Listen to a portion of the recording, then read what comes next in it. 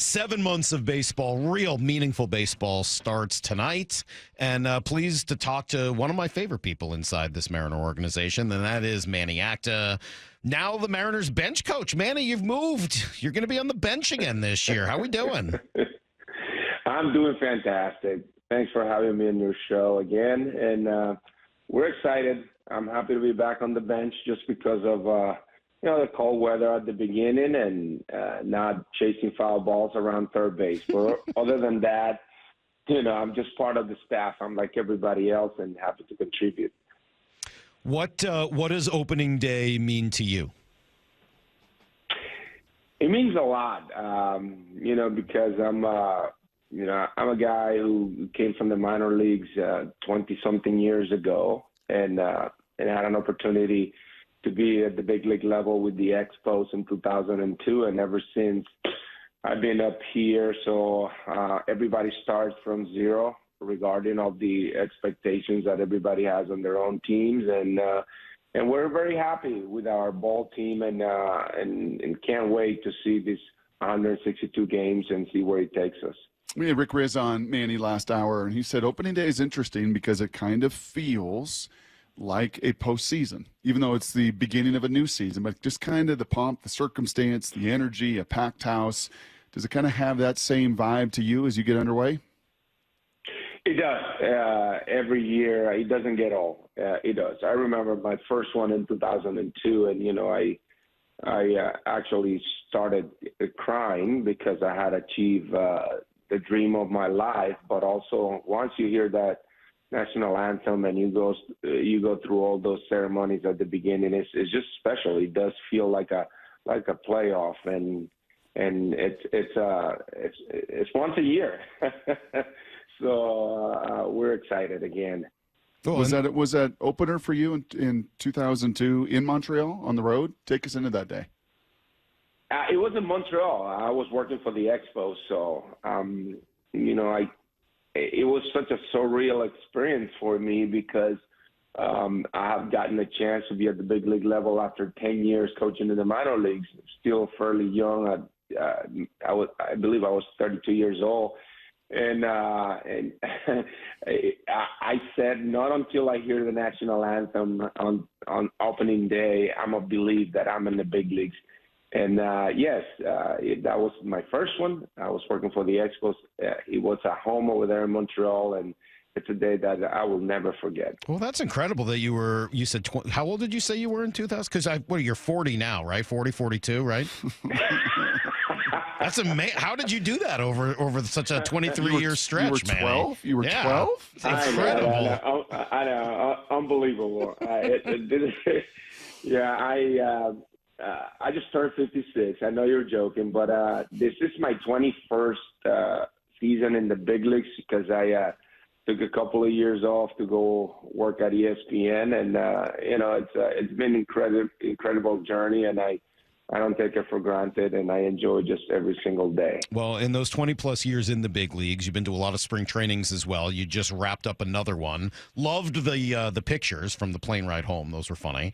But how was this spring unique? How was it different from all the others? Well, it was a great training camp for us. I know that some people probably judge training camps by wins and losses, but the goal is not to win the Cactus League title. And we went over there to prepare our players and get them ready for the season. And I think it is exciting to see what it has turned out with our offense. Since Edgar came over last year at the end, and now they're hiring up Seitzer and Bobby Magallanes, we have turned our offensive approach completely, and I think it's going to be really good. The last month of the season, we did well, and the guys, everybody has bought into it.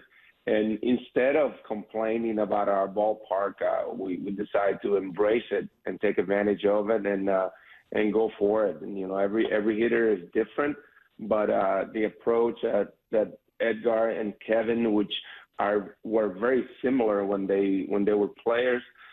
It works. I mean, it has worked for 150 years, and we have to realize where we play, and we have to realize the identity of our club, and that's something that we really had worked very hard since the off season. Just who are we, and who are you as a player, and how are we going to get the best out of every single person? And I've seen it. I saw it last month, and I saw it in spring training, and I just hope that we continue doing that. Lower the strikeouts, use the whole field, and just do whatever it takes to win on an everyday basis, because we know what our pitching staff can do. I mean, we were 43-7 at home last year when we scored 3 runs or more, and that's just unbelievable. So we've seen how good we are over the last few years. We've been a game short here and there, but I really like what we did in spring training and the vibe that we have with our players. So it's going to be interesting starting tonight. Manny, this is the point of the show where I'm going to make Salk a little uncomfortable. It's kind of what we do. You say the point is one of the points of the show, but sure, yes, yeah. But I told Salk earlier, man, I'm a little worried about you, Manny. I'm not going to lie. I'm a little worried for you because baseball's a game of data. You just spit some numbers out, and I did some studying of guys that have gone from third base coach to bench coach, and the average weight gain is 8.2 pounds per season because you're not running the third. You're not going back and forth and back and forth and back and forth and getting your steps in and getting your heart rate up and getting your cardio going and burning fat. And, I'm a little concerned that, I just want to put those numbers out there that you got to buck that trend. I know. Believe me, I have thought about it because, you've taken away 2 times 9 a day, 18 sprints for me. Yes. But I have to make that up. I have to now because I have to be at the ballpark earlier and be in more meetings as in the past. Well, then why not take advantage and work out before all the meetings and stuff like that? So that's what I'm planning to do. Plus, I'm planning to eat better and just make up for it. I'm sure. I appreciate. We're all planning to eat better, Manny. Planning to eat better doesn't really mean a whole lot. It's actually eating better that's the hard part. Exactly. The planning is easy. It's the doing on that one where it gets hard. Can I take you back? And just because we haven't spoken to you since, but it had to have been an interesting time for you last year. When Scott was fired and Dan came in, you had been with Scott, I think, right from day one here, right? And we've had lots of conversations on the air with you about how Scott had really changed your view on managing and what that would look like after your time doing it in the chair to how you sort of view it now. How was that transition for you to be there as a new manager came in? Yes, well, everybody knows my relationship with Scott, and you pointed out, I believe Jerry and I are the last survivor of the group who came in 2015, 16.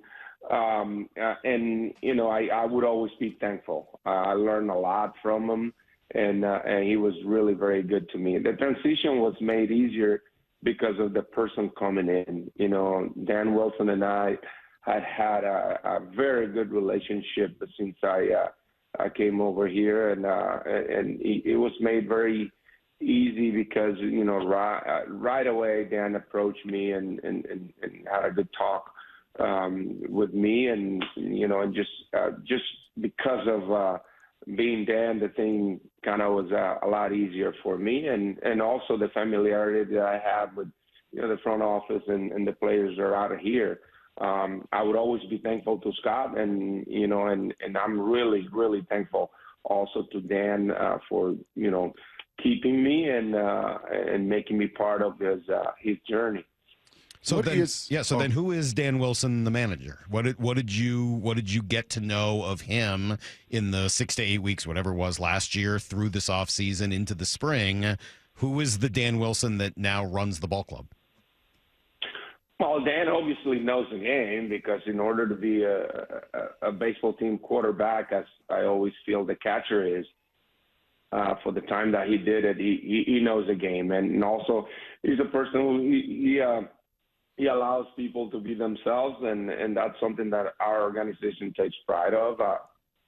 We always said that, just be yourself, align with us, with the process that we have here. And he listens to just about everybody. And, everybody knows his personality. But I think that's what made it easier for me, because obviously being 9 years in a coaching staff next to a different manager, and then if the guy comes in and it's completely opposite of what you known in the past, it's tough. But Dan is well prepared.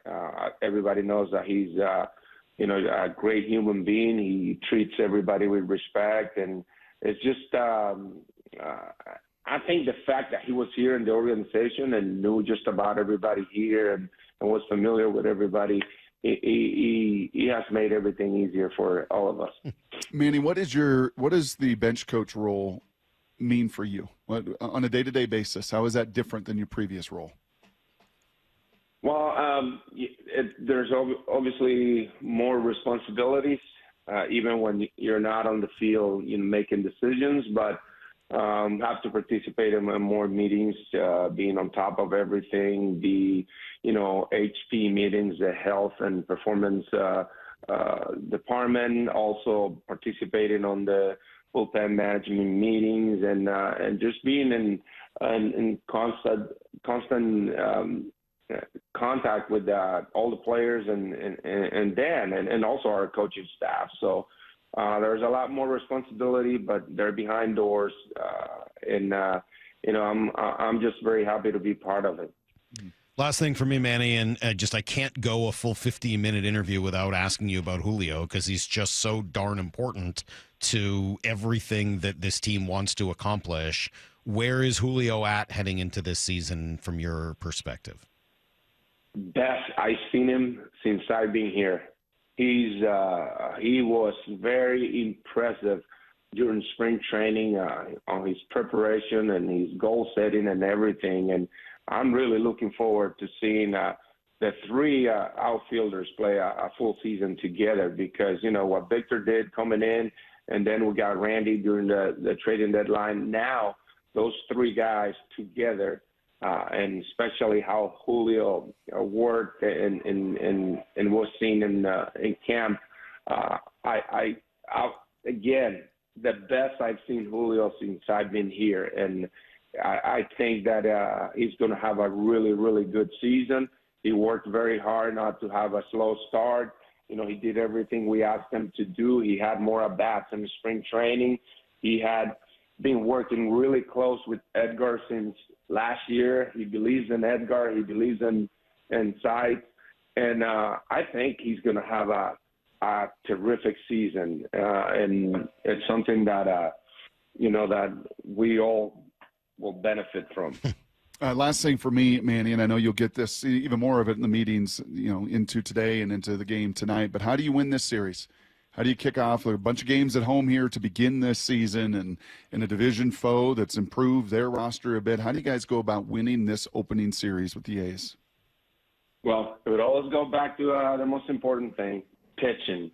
We have our first three horses in line for this series, and that's all you want. You want these guys to give you an opportunity for the first 15, 17 outs of the game, and then see where it takes us, because that's where everything starts and ends. And our pitching, it's our best weapon. Everybody knows it, and that's what we're going to do. Our offense will take care of the rest. It's a work in progress, but I really like what I saw last month, and I think our offense is going to be better than in the past couple of years. So it's about pitching, and we have it. Certainly do. Should have it tonight. Logan Gilbert making his first opening day start. You must have been in on those conversations. That had to have been I don't know, was it a hard decision to go with Logan after a couple of years of Luis? I don't think it was as hard to make the decision, but we thought it was going to be, difficult because of Luis' experience, and he's done it for a few years. But Luis Castillo is an unbelievable and outstanding human being. I mean, Luis was so happy for Logan. He was not bitter at all, and that's what makes our team good, man. We have a lot of good people, and Luis Castillo took the news excellent. He was happy for Logan. He understands the reason behind it, and Logan deserves it, and that's all there is to it. He had a really good season last year and continues to get better. He's a up and coming, star in the game, and we kind of knew that this was the right decision. It was just about communicating it the right way to Louis, like Dan did, and Louis just accepted like a champ, like the type of person he is, just a great human being. Well, you talk about the great humans in baseball, and I'll put you on the list, Manny. You're one of my favorites for sure. Looking forward to another season of talking ball with you and being around the ballpark. And I don't think it's an accident that you're the only one left. You're the only one in that dugout who's left from day one. I don't think that's a coincidence. Hey, Manny, Salk's got some good elliptical workouts for you. Some stuff if you need it as well. We'll take care of you. All right. Oh, jeez. All right, guys. All right. See you, Manny. You have a nice day. You too. Good Go luck get this year. Play ball. There you go. There's will. Manny Acta, Mariners bench coach. Well, we really do appreciate you guys watching our videos. And remember, you can like it, you can subscribe it, you can download the Seattle Sports app so you never miss a minute.